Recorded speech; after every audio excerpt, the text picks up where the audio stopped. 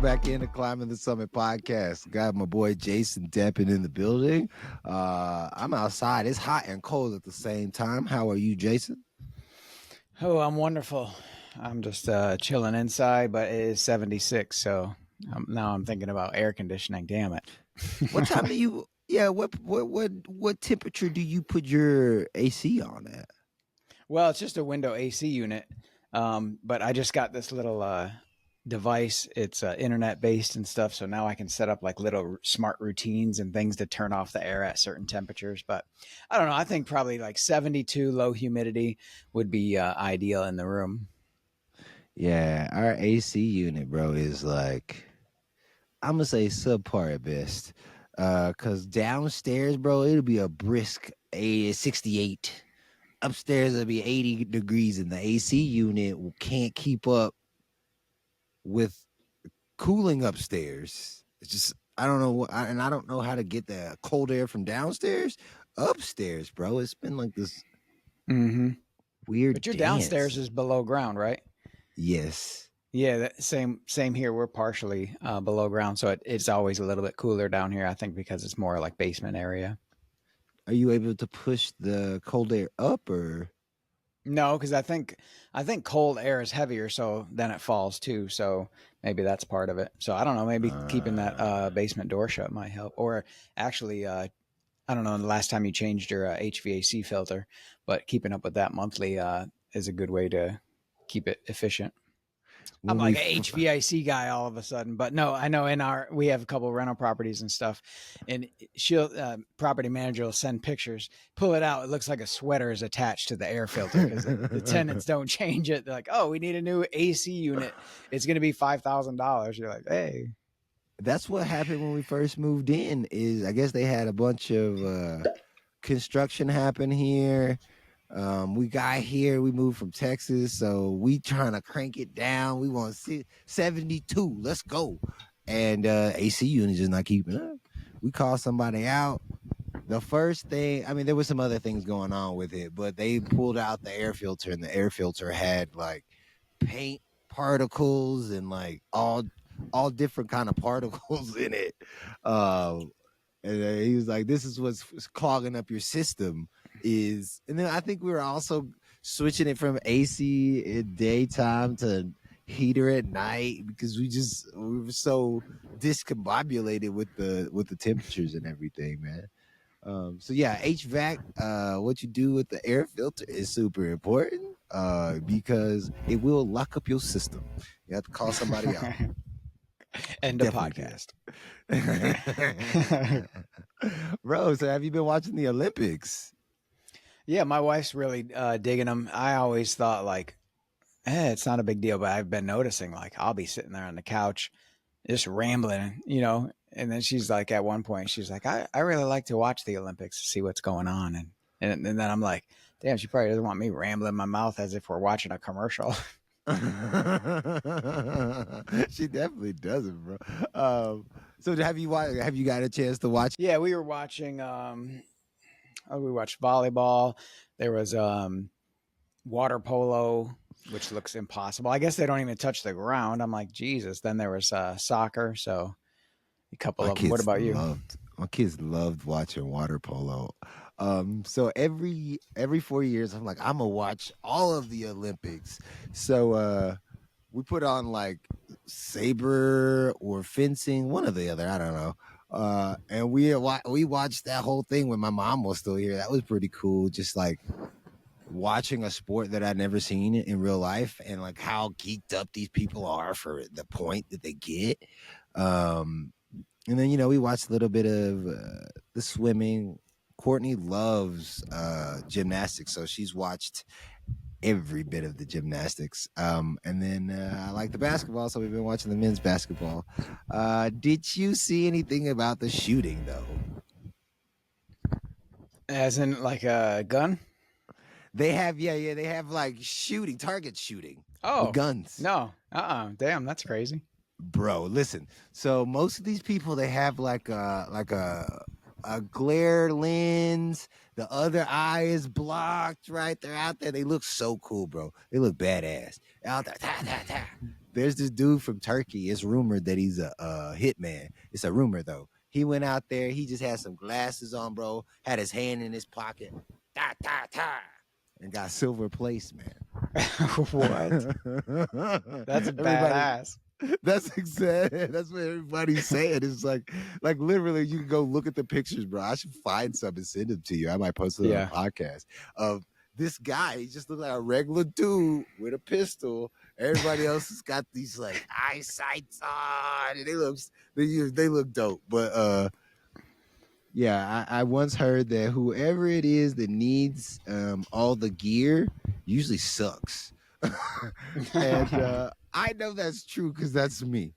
Every time we go on one of these hikes, bro, I'm like, oh man, let me make sure I get the right jacket. I want to get the light one, and let me make sure I get the right pants. I want to make sure they got a fly on them, so I can make sure it lets some of the heat out. And I still suck. Still suck.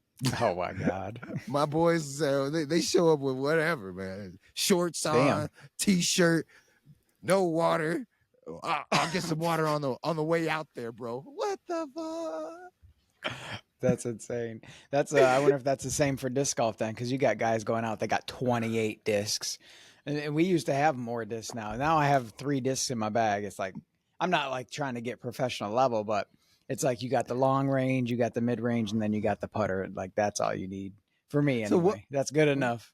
what was the 28 disc? Because I know some people that had the bag and they just got all the disc in there and stuff. What was that about? It was just cooler. No, because each disc, right, they have numbers on them. So you might want the end number is like the turn. So if you have like a higher number, you get more of a turn. So depending on what you want to select for this situation that you're throwing into, I could see, but yeah, I guess maybe so. You could say like professionals might have a ton of discs. So maybe as a novice, you got a ton of discs.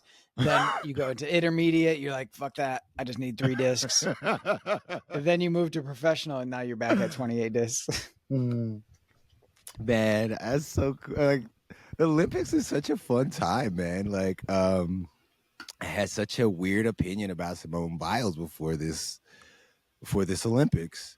Because you look at like a Kobe Bryant, a Michael Jordan, anybody in the NBA basically, or the NFL, essentially they're in the big dance, right? Whether it's the Super Bowl, it's the playoffs, it's championships, whatever it is, they playing hurt. Like there's one time, my understanding, Kobe broke his leg. He kept playing a little bit before they took him off the court. Michael Jordan played with the flu. Simone Biles was like, my mental health, I don't think I'm gonna do it. Courtney's like, what, you want her to die out there jumping and vaulting and stuff? And I was like, well, no, she could have did an easier vault, but like she let her team down. And then she comes to this Olympics, bro, and you know, they got the documentary about her, and everybody in my space is like, I love Simone Biles. I'm like, man, she let Team USA down.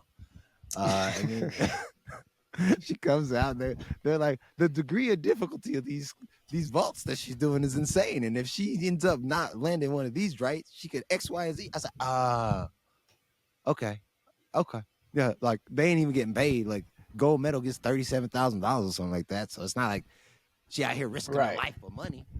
Yeah. You know, LeBron is risking his knee for money. Michael Jordan is risking that flu for money. Like millions of dollars on the line. Simone Biles, I get a goal. I get $37,000. Okay. So like I now have a different level of respect for her, especially like thinking about it from that mental health standpoint and that mental health perspective. Yeah, you got to do what's right for your mental health and your mental well-being. And then to come out 4 years later, be 26, there's no oldest gymnast, right? Come out and still be crushing little girls. I can't believe gymnasts are 12 anyway, 14. I can't believe that. But yeah, that's pretty cool too. Damn, they can be 12 and 14 in the Olympics. Bruh, let's go ahead and talk about it. Have you watched women's boxing? Olympic women's boxing. There's women that are like basically throwing in the towel.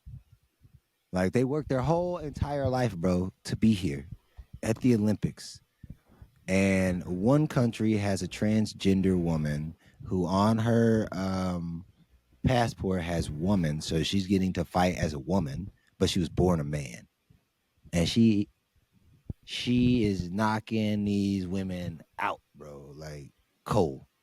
So she gonna end up winning the Damn. gold medal, or she has already won the gold medal. Born biologically a man, fighting biological women, and it's just I feel some type of way about that. That's kind of messed up.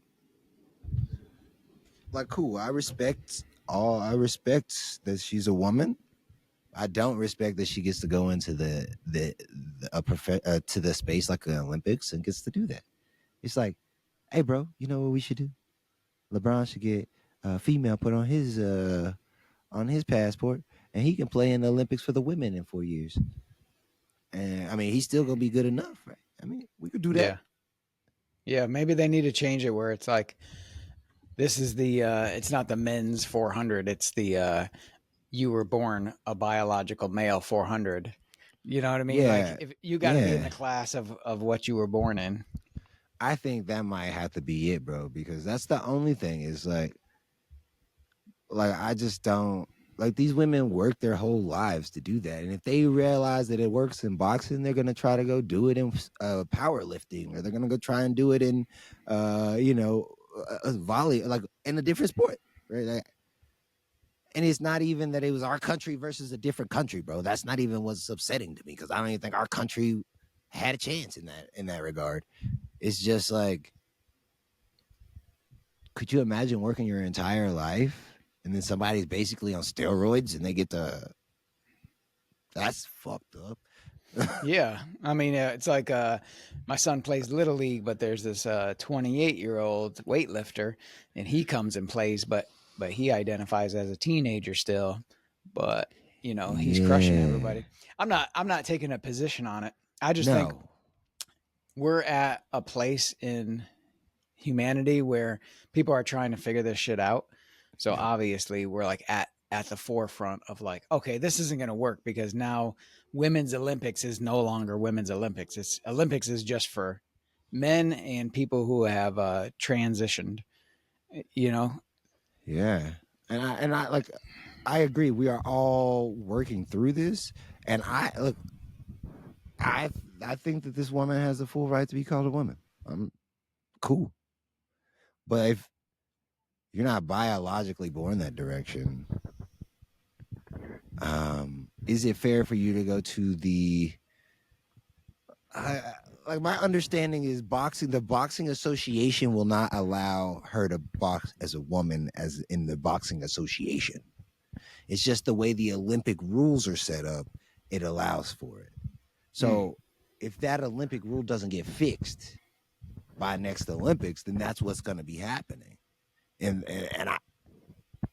I just I'm like, what about all the women that were born a woman and they didn't have all the extra testosterone flowing through their body for the last 20 years of their lives to put them muscularly in a different look. Have you ever heard of grown man strength, Jason? Heard of grown man strength? Yeah. I don't know if anybody's ever said that phrase to me, but I can imagine what it would be like. Yeah. So like I remember back. So you say it a lot when I was a teenager, younger, and it's like, say you meet a D1 athlete or you meet a linebacker or something in the NFL and he shakes your hand. There's a lot of dudes like that at my church back home. They shake your hand and it feels like your hand's gonna fall off. And it wasn't like they were trying intentionally to squeeze your hand. They just had that big meaty hand, and you just could tell that they could just they were strong individuals. Um, we just be like, oh yeah, that's man strength right there.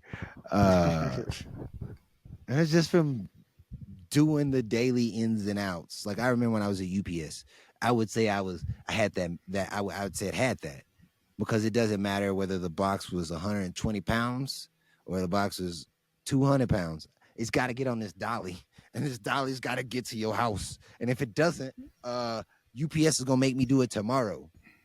and they're gonna make me Yeah. kick it around in the back of this truck, and you can't kick around a 200-pound package, so I got to move it. Technically, you just call a supervisor out. Supervisor needs to drive out to your area, help you deliver that package. Oh my God. That's technically what's supposed to happen.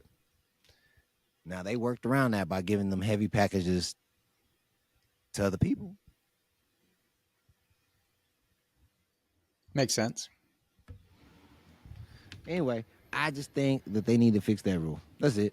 I hope to go to the Olympics in 2024, bro, or 2028. You gonna come with me? What sport are we gonna do? No. We're gonna go. It's gonna be in LA. Really? Yeah, That's gonna be crazy. yeah. Yeah, we'll see. We'll see. I'm thinking about volunteering.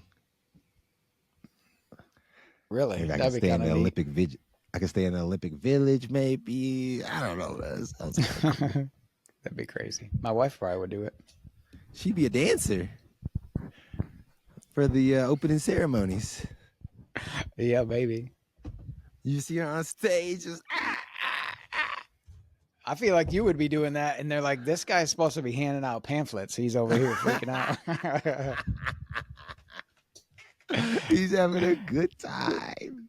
Yeah, Hell yeah, you like man. the mom on Diary of a Wimpy Kid at the end who's dancing. They caught her on YouTube. She went viral. Remember that? I haven't seen that one. The kids aren't old enough yet, but I know about what you're talking about. Though there's a section on Ready Player One. Did you ever watch that one? Mm-hmm. Where they're doing that whole celebration dance, and I don't know if that's the right movie that I'm thinking of, but yeah, they do a celebration dance on there too, man. It's kind of cool. Yeah, so you just had your anniversary, man. Congratulations. Thanks. 26 years. Bruh. 26 years. I'm coming up on 10. And Damn. I've known Courtney for 20. So like, how many times have y'all changed? I don't want to say personalities necessarily, but how many times have y'all had to relearn each other? Maybe you don't know how many times she had to relearn you, but how many times have you felt like you had to relearn her? I've had to relearn her like twice. She's had to relearn me like 20 times because my shit always changes. It's like, oh, she wakes up the next day. I've already signed up for a bachelor's degree program. It's like, what the hell? You know what I mean? Like, next thing I know, I'm doing stocks, or we ready to buy a rental property, or like now I'm into philosophy, signed up for super coach. Like, you know what I mean? Like my shit's all over the place. Her shit is like steady. She's the anchor, but what I am finding now as I change and see new things, she no longer feels like she's going to be criticized for who she is, and that sounds so terrible the way I say it, and it's not, but it's more like, if she's doing something this way, I don't fuck with her. Like, go ahead and do it that way. Like, I don't have a comment about it. Yeah, of course we might talk about like, hey, do you feel like that's the best way or something like that? But like, I'm just detached from it now. So it's like with my wife and my daughter, I can see them kind of like, I don't want to say coming alive. That sounds really bold and outrageous, but more just like sharing their perspectives with me. I get to really witness and see them for who they are and how they see the world. And so, yeah, getting to know them from that perspective has been really cool. Yeah, bro. Do you think that's more from the inner work that you're doing, or is it a change that they've made? Yeah, it's hard to say what it all is, but we both noticed change in our daughter over the last like 6 months or whatever. And we think a lot of that has to do with the changes that we made. But also we're aware that, yeah, she's maturing now. She just turned 16 and stuff like that. So she's got more confidence and different things. But I do feel like the majority of it is from the inner work, because there's not like, imagine if you had somebody who's criticizing you or commenting or like, hey, you need to do this, you need to do that, you need to do that. Like, you're kind of living under this thumb, and it doesn't allow you to just like flower into kind of who you're going to be. So yeah, it does seem like that, man. Our parenting has changed so much. Our relationship has changed. Like, hell, one of us can be in a bad mood and the other one's just like sympathetic, gives the other one the space, and hey, we'll talk about this later. We don't need to address it now, type of thing. So it's been crazy cool. Man, that's crazy cool. Like, so I wonder, like, so your daughter's 16, you've been married 26. What did y'all do for 10 years before y'all had a kid? Yeah, we we had freedom. No, pretty much. And now she's about to get her learner's permit, so we're like, damn, freedom's about to come back. No, but it's good. Yeah, we hung out with friends, worked on creating a business, just the regular type of stuff you do as a single person, but go on Isn't it, go on cruises. isn't it crazy? Like when you're like a single person, you feel like you got so much going on, and you do, but like when you have a kid, you're like, what were we doing? Yeah, I know, seriously. And now it's like, even if you want a podcast, it's like, well, let me look. I got to get my blood work. I got to drop my daughter off. And then what's my wife do? You got to juggle everything. You can't just like do stuff on the fly. Yeah, I mean, I gotta go pick up the kids from a dentist appointment, and so it's like, we got things to do now. It's very fascinating. I think tonight or tomorrow, I'm planning to pitch the tent out here in the backyard and go camping for the first time with the kids. Hell yeah. Because we haven't been out camping, and we keep talking about that's something we want to do. So might as well do it out here. They're going to love that. Fenced in yard, right? Yeah, they're gonna fucking love it. They're gonna love it. Absolutely. You are going to be like, damn, this mattress sucks. I wish I could just go lay on my own mattress right now. Yep. So We tried that in the backyard, man. I hear the cars going by. It's like loud. We're like, okay, we need to go inside. We all three went back inside. We just gonna go back inside. Yeah, man. So I got this. The other Jason. I hit him up the other day, and he's like, "Oh, Pretty Lights is gonna be here this weekend." And I was like, "Man, I'd love to go to that." He's like, "Yeah, man. Like tickets are like $200 right now," and I'm like, "Nah, I'm good. I'm gonna pass on that." But he's like, "We're going camping next weekend if you want to go," and I'm like, "He's like, have y'all been camping?" And I was like, "No, dude, we've not." He's like, "Your kids know how to ride bikes yet?" I'm like, "No." We've got so much. It's not that, and this is what catching up with the Joneses feels like. Like, oh, our kids got to ride bikes, so we can go hang out with our friends. Kids need to learn how to camp, so we can go camping with our friends. Kids need to stay up late, so we can go to a concert with our friends, or whatever it is. But yeah, that's parenting, that's life, and I appreciate you, man, for hanging out here for 20-something minutes with me and just like shooting the what did I used to call it? We used to call it chopping it up. That's what it was. Thanks for sitting here and chopping it up with me, man. Yeah, it was fun. Thanks for inviting me. Heck yeah. Later, brother.